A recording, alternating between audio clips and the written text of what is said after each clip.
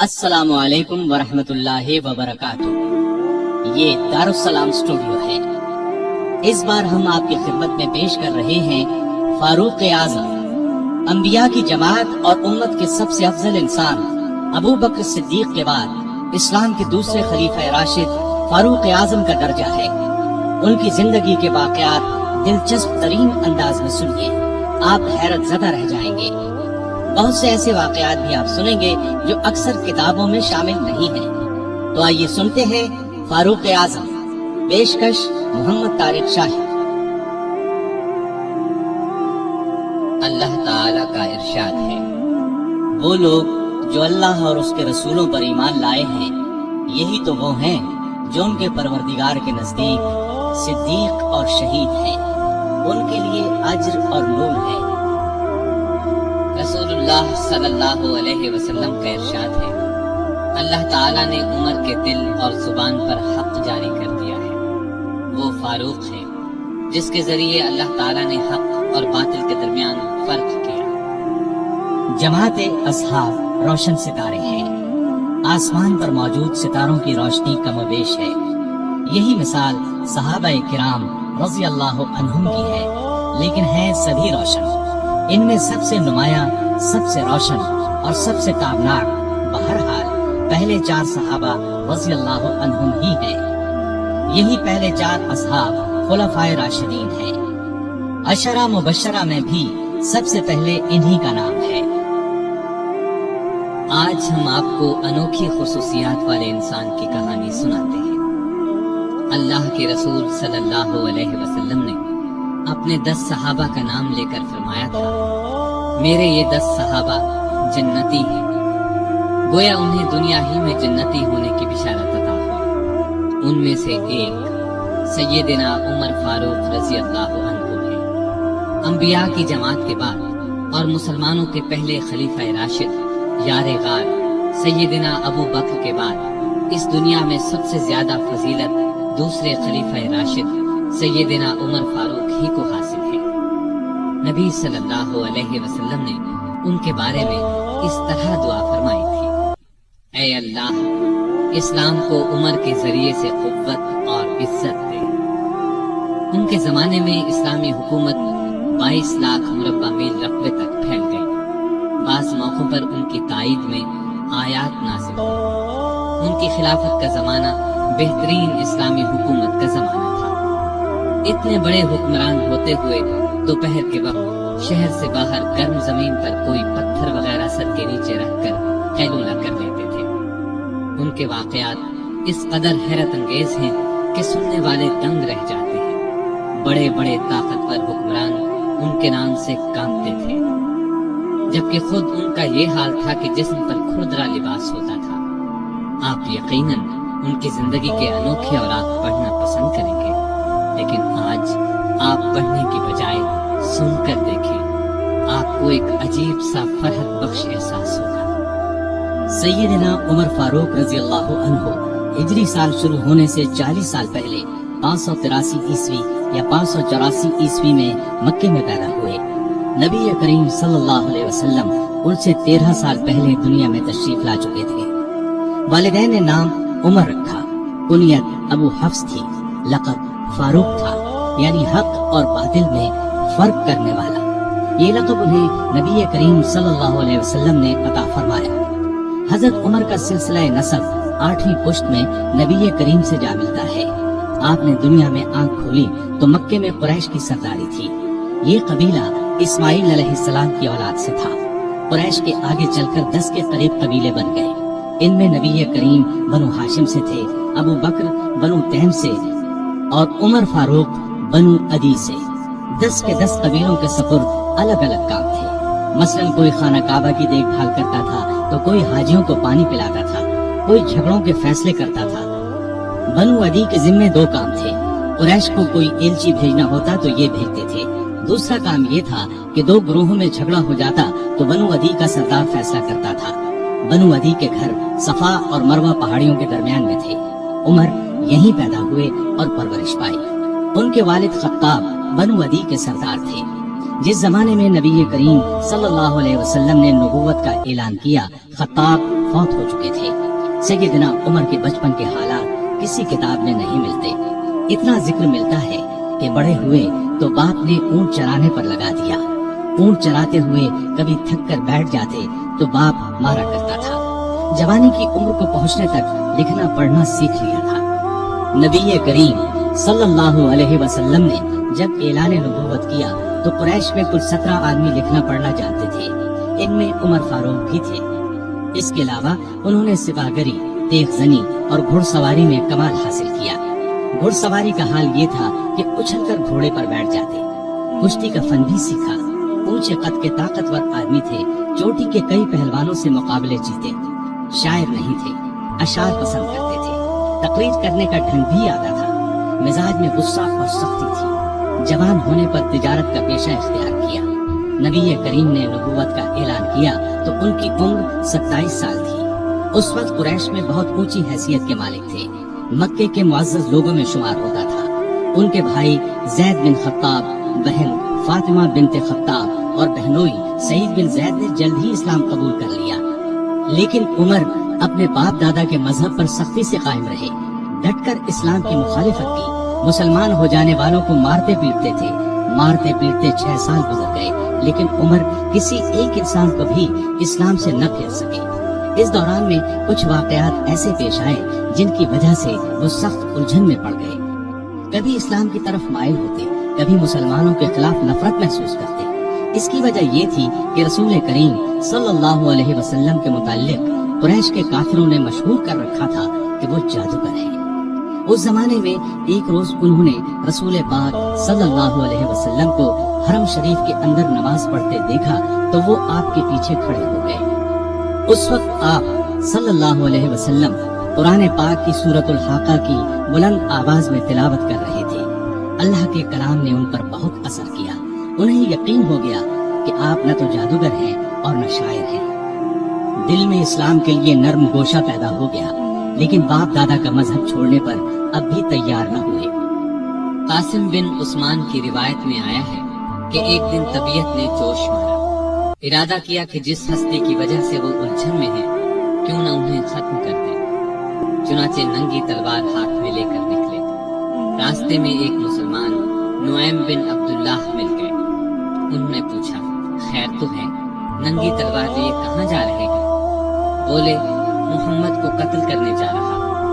نعیم نے کہا کہ پہلے اپنے گھر کی خبر تو لیں، آپ کی بہن اور بہنوئی مسلمان ہو چکے ہیں۔ سیدنا عمر الٹے پاؤں بہنوئی کے گھر پہنچے۔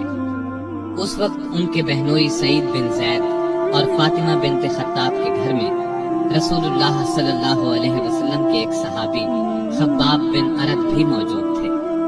خباب بن ارد انہیں قرآن سکھا رہے تھے۔ عمر نے دروازے پر دستک دی تو خباب گھر کے ایک حصے میں چھپ گئے۔ فاطمہ نے قرآن کے اوراق چھپا دیے، لیکن عمر تلاوت کی آواز سن چکے تھے۔ اندر پہنچ کر پوچھا، کیا پڑھ رہے تھے؟ مجھے معلوم ہوا ہے کہ تم مسلمان ہو چکے ہو، اپنے باپ دادا کے مذہب سے پھر گئے ہو۔ یہ کہہ کر انہوں نے دونوں کو مارنا پیٹنا شروع کر دیا۔ بہن کے سر پر ایک لکڑی ماری، ان کے سر سے خون بہ نکلا۔ اس وقت دونوں میاں بیوی کے منہ سے نکلا، ہاں اے عمر، ہم مسلمان ہو چکے ہیں، اللہ کے رسول پر ایمان لے آئے ہیں، تم سے جو ہو سکے کر لو، اسلام تو اب ہمارے دلوں سے نہیں نکل سکتا۔ عمر نے بہن کا خون دیکھا اور یہ الفاظ سنے تو غصہ ٹھنڈا ہو گیا۔ بولے، اچھا جو تم پڑھ رہے تھے مجھے دکھاؤ۔ بہن نے اوراق انہیں دے دی، ان پر سورہ طٰہٰ لکھی تھی۔ انہوں نے اس کو پڑھا تو بے اختیار پکار اٹھے، واہ کتنا عمدہ اور اعلیٰ درجے کا کلام ہے۔ یہ سن کر خباب بن ارد بھی باہر نکل آئے اور بولے، اے عمر، مجھے امید ہے اللہ تعالیٰ نے اپنے نبی کی دعا کو پوری کرنے کے لیے آپ کو چن لیا ہے۔ میں نے کل ہی نبی صلی اللہ علیہ وسلم کو یہ دعا کرتے سنا ہے، الہی ابو جہل یا عمر بن خطاب کے ذریعے سے اسلام کو قوت عطا کر۔ بس اے عمر، اللہ کی طرف آؤ، اللہ کی طرف آؤ۔ یہ سن کر سیدنا عمر فاروق نے کہا، مجھے محمد کے پاس لے چلو۔ نبی صلی اللہ علیہ وسلم اس وقت دار ارقم میں تھے۔ عمر رضی اللہ عنہ خباب بن ارد کے ساتھ کمر سے تلوار لٹکائے وہاں پہنچے۔ دروازے پر دستک دی۔ ایک صحابی نے اندر سے ایک جھری میں سے جھانک کر آپ صلی اللہ علیہ وسلم کو بتایا، باہر عمر تلوار کمر سے لٹکائے کھڑے، نہ جانے کس ارادے سے آئے ہیں۔ آپ کے چچا سیدنا حمزہ رضی اللہ عنہ بھی اس وقت وہاں موجود تھے۔ یہ بہت بہادر تھے، فوراً بولے انہیں اندر آنے دو، نیک ارادے سے آئے تو ٹھیک، ورنہ انہی کی تلوار سے ان کا سر اڑا دوں گا۔ رسول اللہ صلی اللہ علیہ وسلم نے بھی فرمایا انہیں آنے دو۔ چنانچہ دروازہ کھول دیا گیا۔ عمر اندر داخل ہوئے۔ آپ صلی اللہ علیہ وسلم اٹھ کر ان کی طرف بڑھے، ان کی چادر کو مٹھی میں دبا کر زور سے کھینچتے ہوئے فرمایا، خطاب کے بیٹے، تم کس ارادے سے آئے ہو؟ سیدنا عمر رضی اللہ عنہ نے عرض کیا، اے اللہ کے رسول، میں اللہ اور اس کے رسول پر ایمان لانے کے لیے حاضر ہوا۔ اس پر آپ صلی اللہ علیہ وسلم نے زور سے اللہ اکبر فرمایا۔ باقی مسلمانوں نے بھی اللہ اکبر کا نعرہ لگایا۔ اب عمر رضی اللہ عنہ نے کلمہ پڑھا، پھر بولے، اے اللہ کے رسول، کیا ہم حق پر نہیں ہیں؟ آپ نے فرمایا، اس ذات کی قسم جس کے قبضے میں میری جان ہے، تم لوگ حق پر ہو۔ یہ سن کر سیدنا عمر فاروق نے عرض کیا، جب ہم حق پر ہیں اور کافر غلط راستے پر، تو پھر اپنا دین کیوں چھپا؟ آپ نے فرمایا، اے عمر، ابھی ہماری تعداد تھوڑی ہے اور تم دیکھ رہے ہو کہ ہم کن حالات سے گزر رہے ہیں۔ سیدنا عمر نے یہ سن کر فرمایا، اس ذات کی قسم جس نے آپ کو نبی بنا کر بھیجا ہے، میں اسلام لانے سے پہلے جن لوگوں میں اٹھتا بیٹھتا تھا، اب مسلمان ہو کر ان کے سامنے جاؤں گا۔ اس پر تمام مسلمان دار ارقم سے 2 صفیں بنا کر نکلے اور کعبے کی طرف روانہ ہوئے۔ ایک صف میں عمر تھے، دوسری میں حمزہ۔ سب نے مسجد حرام میں نماز ادا کی۔ قریش نے یہ دیکھا تو طیش میں آ گئے۔ اس وقت تو کچھ نہ کہا، جب عمر تنہا نظر آئے تو ان پر حملہ کر دیا۔ انہوں نے بھی ڈٹ کر مقابلہ کیا۔ آخر کافر انہیں چھوڑ کر چلے گئے۔ یہ واقعہ نبوت کے 6 سال پیش آیا۔ ایمان لانے کے بعد 6 سال تک مکے میں رہے، پھر دوسرے مسلمانوں کے ساتھ مدینہ کی طرف ہجرت کی۔ ایسے میں کفار کو مخاطب ہو کر فرمایا، میں آج مکے سے جا رہا ہوں، کسی میں ہمت ہے تو مجھے روک کر دکھائے۔ کوئی آگے نہ آیا۔ اس طرح آپ قباء پہنچے۔ پھر نبی کریم صلی اللہ علیہ وسلم اور ابو بکر ہجرت کر کے وہاں تشریف لائے۔ مسجد قباء کی تعمیر کے بعد سب نے مدینے کا رخ کیا۔ ہجرت کے وقت سیدنا عمر فاروق کی عمر 40 سال کے قریب تھی۔ اس کے بعد وہ 23 برس اس دنیا میں رہے۔ یہ سارا زمانہ مدینے میں گزارا، مسجد نبوی کی تعمیر میں حصہ لیا۔ آپ صلی اللہ علیہ وسلم نے مہاجرین اور انصار میں بھائی چارہ کرایا تو ادوان بن مالک کو ان کا بھائی بنایا۔ انہوں نے اپنا نصف مکان انہیں دے دیا۔ عبداللہ بن زید نے خواب میں اذان کے الفاظ سنے۔ انہوں نے یہ الفاظ نبی کریم صلی اللہ علیہ وسلم کو سنائے تو آپ صلی اللہ علیہ وسلم نے سیدنا بلال کو حکم دیا، اذان کہے۔ جو ہی انہوں نے اذان شروع کی، سیدنا عمر فاروق اپنی چادر گھسیٹتے ہوئے آئے اور بولے، اے اللہ کے رسول صلی اللہ علیہ وسلم، اس ذات کی قسم جس نے آپ کو نبی بنا کر بھیجا ہے، میں نے بھی بالکل یہی الفاظ خواب میں سنے ہیں۔ یہ سن کر آپ بہت خوش ہوئے۔ آج تک اذان انہی الفاظ میں دی جا رہی ہے اور قیامت تک دی جاتی رہے گی۔ ہجرت کے دوسرے سال بدر کی لڑائی پیش آئی۔ سیدنا عمر فاروق بھی اس غزوے میں شریک ہوئے۔ اس غزوے میں انہوں نے ایک نامی بہادر عاص بن ہشام کو قتل کیا۔ یہ رشتے میں ان کا ماموں تھا۔ اگلے سال احد کی لڑائی ہوئی۔ سیدنا عمر اس لڑائی میں بھی شریک ہوئے۔ بدر کی لڑائی میں عمر فاروق کی بیٹی سیدہ حفصہ بیوہ ہو گئی تھی۔ نبی کریم صلی اللہ علیہ وسلم کی خواہش پر سیدنا عمر نے ان کا نکاح آپ سے کر دیا۔ اس طرح وہ رسول کریم صلی اللہ علیہ وسلم کے سسر بنے۔ ان کی بیٹی کو مومنوں کی ماں کا درجہ حاصل ہوا۔ ہجرت کے 5ویں سال شوال میں خندق کی لڑائی پیش آئی۔ سیدنا عمر نے بھی خندق کھودی۔ خندق کے ایک حصے کی حفاظت سیدنا عمر کے سپرد کی گئی۔ بعد میں اس جگہ ان کے نام سے مسجد تعمیر کی گئی جو آج بھی موجود ہے۔ ہجرت کے چھٹے سال نبی کریم صلی اللہ علیہ وسلم نے کعبے کی زیارت کا ارادہ فرمایا۔ آپ 1400 صحابہ کے ساتھ روانہ ہوئے، ان میں سیدنا عمر بھی تھے۔ حدیبیہ کے مقام پر کافروں سے جو معاہدہ ہوا تو کچھ دوسرے صحابہ کے ساتھ وہ سیدنا عمر پر بھی گراں گزرا۔ وہ رسول اللہ صلی اللہ علیہ وسلم کی خدمت میں حاضر ہوئے اور عرض کی، کیا آپ اللہ کے سچے نبی نہیں ہیں؟ آپ نے فرمایا، یقیناً میں اللہ کا سچا نبی ہوں۔ کہا، کیا ہم حق پر اور ہمارا دشمن باطل پر نہیں ہے؟ آپ نے فرمایا، ہم حق پر اور ہمارا دشمن باطل پر ہے۔ کہا، اے اللہ کے رسول، جب ہم حق پر اور ہمارا دشمن باطل پر ہے تو پھر دب کر کیوں صلح کریں؟ آپ نے فرمایا، میں اللہ کا رسول ہوں، اللہ کے حکم کے خلاف نہیں کرتا، وہی میرا مددگار ہے۔ سیدنا عمر پھر ابو بکر صدیق کے پاس گئے اور ان سے بھی یہی کہا تو انہوں نے فرمایا، اے جوان، بلا شبہ نبی کریم صلی اللہ علیہ وسلم اللہ کے رسول ہیں، وہ اپنے رب کی نافرمانی نہیں کر سکتے اور وہی ان کا ناصر و مددگار ہے، بس ان کی رکاب کو تھامے رہو، یعنی ہر معاملے میں ان کی فرما برداری کرو۔ نبی کریم صلی اللہ علیہ وسلم نے فرمایا، میں اللہ کا رسول ہوں، اللہ کے حکم کے خلاف نہیں کرتا، وہی میرا مددگار ہے۔ تب جا کر سیدنا عمر کو اطمینان ہوا۔ نبی کریم صلی اللہ علیہ وسلم واپس روانہ ہوئے تو سورہ فتح نازل ہوئی۔ آپ نے سیدنا عمر کو بلا کر اللہ تعالیٰ کا یہ ارشاد سنایا کہ ہم نے آپ کو کھلی فتح عطا کی، ساتھ ہی آپ نے فرمایا، مجھ پر آج ایسی صورت نازل ہوئی ہے جو مجھے اس دنیا سے زیادہ پیاری ہے۔ سیدنا عمر رضی اللہ عنہ نے حدیبیہ کی صلح کے موقع پر جو گفتگو کی تھی وہ خلوص نیت پر مبنی تھی۔ پھر بھی انہیں تمام زندگی اس بات کا افسوس رہا کہ کیوں انہوں نے اس طرح کے سوال جواب کیے۔ اس کے بدلے میں انہوں نے بہت سے روزے رکھے، کئی غلام آزاد کیے اور بہت سی نفل نمازیں پڑھی۔ ہجرت کے 7ویں سال خیبر کی لڑائی ہوئی، اس میں بھی سیدنا عمر رضی اللہ عنہ شریک تھے۔ ذیقعدہ 7 ہجری میں نبی صلی اللہ علیہ وسلم عمرے کے لیے تشریف لے گئے۔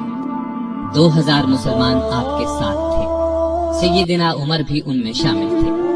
ذات سلاسل کی جنگ میں بھی شریک ہوئے۔ سلاسل جگہ کا نام ہے، یا اس مقام پر قبیلہ جذام کا ایک چشمہ تھا جس کا نام سلسل تھا۔ مسلمان لشکر اسی چشمے پر اترا تھا، اسی لیے اس غزوے کو ذات السلاسل کہا جاتا ہے۔ 8 ہجری 10 رمضان کو رسول اللہ صلی اللہ علیہ وسلم 10,000 ہتھیار بند صحابہ کے ساتھ مدینے سے مکے کی طرف روانہ ہوئے۔ ان میں سیدنا عمر بھی شامل تھے۔ مکے سے کچھ فاصلے پر آپ صلی اللہ علیہ وسلم نے پڑاؤ ڈالا۔ اس میدان کا نام اب وادی فاطمہ ہے۔ قریش کے سردار ابو سفیان نے 2 آدمیوں کو حالات معلوم کرنے کے لیے بھیجا۔ پھر ابو سفیان خود نبی کریم صلی اللہ علیہ وسلم کی خدمت میں حاضر ہوئے۔ ایسے میں سیدنا عمر رضی اللہ عنہ نے عرض کیا، اے اللہ کے رسول، مجھے اجازت دیں میں ابو سفیان کا سر اڑا دوں، لیکن آپ نے ایسا کرنے کی اجازت نہ دی۔ اس موقع پر ابو سفیان نے اسلام قبول کیا۔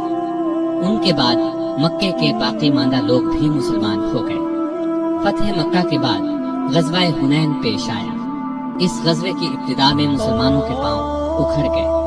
صرف رسول اللہ صلی اللہ علیہ وسلم چند صحابہ کے ساتھ میدان میں کھڑے رہے۔ ان میں سیدنا عمر بھی تھے۔ پھر سیدنا عباس رضی اللہ عنہ کی آواز پر مسلمان پلٹے اور کفار کو شکست دی۔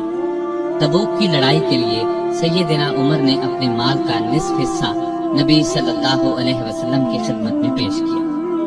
حجۃ الوداع کے موقع پر بھی سیدنا عمر ساتھ تھے۔ اس حج کے بعد ہی آپ صلی اللہ علیہ وسلم اس دنیا سے رخصت ہوئے۔ سفر 11 ہجری میں آپ صلی اللہ علیہ وسلم نے اسامہ بن زید کو اسلامی لشکر کا سپہ سالار مقرر کیا اور حکم دیا کہ جا کر رومیوں سے موتا کی لڑائی کا بدلہ لیں۔ موتا کی لڑائی ہجرت کے 8ویں سال میں ہوئی تھی۔ اس میں اسامہ کے والد زید اور بہت سے صحابہ رضی اللہ عنہم شہید ہو گئے تھے۔ چنانچہ آپ نے یہ لشکر روانہ فرمایا۔ اس میں بڑے بڑے صحابہ کے ساتھ سیدنا عمر بھی شریک تھے۔ آپ صلی اللہ علیہ وسلم نے رحلت فرمائی تو سیدنا عمر رضی اللہ عنہ کو آپ کی وفات کا یقین ہی نہیں آتا تھا۔ وہ یہ اعلان کر رہے تھے، جو شخص یہ کہے گا کہ رسول اللہ صلی اللہ علیہ وسلم نے وفات پائی ہے، میں اس کی گردن اڑا دوں گا۔ پھر ابو بکر رضی اللہ عنہ کے سمجھانے پر یقین آیا کہ نبی صلی اللہ علیہ وسلم رحلت فرما چکے ہیں۔ آپ صلی اللہ علیہ وسلم کی وفات کے بعد خلافت کے مسئلے پر مسلمانوں میں اختلاف پیدا ہوا، تو اس موقع پر سیدنا عمر نے ابو بکر رضی اللہ عنہ کا نام خلافت کے لیے سب کے سامنے رکھا۔ سبھی نے اس سے اتفاق کیا۔ ابو بکر کے بارے میں سیدنا عمر کے یہ الفاظ ہیں: ابو بکر رسول اللہ صلی اللہ علیہ وسلم کے صحابی ہیں، غار کے ساتھی ہیں، یہ تمام مسلمانوں سے زیادہ تمہارے معاملات کے والی ہونے کے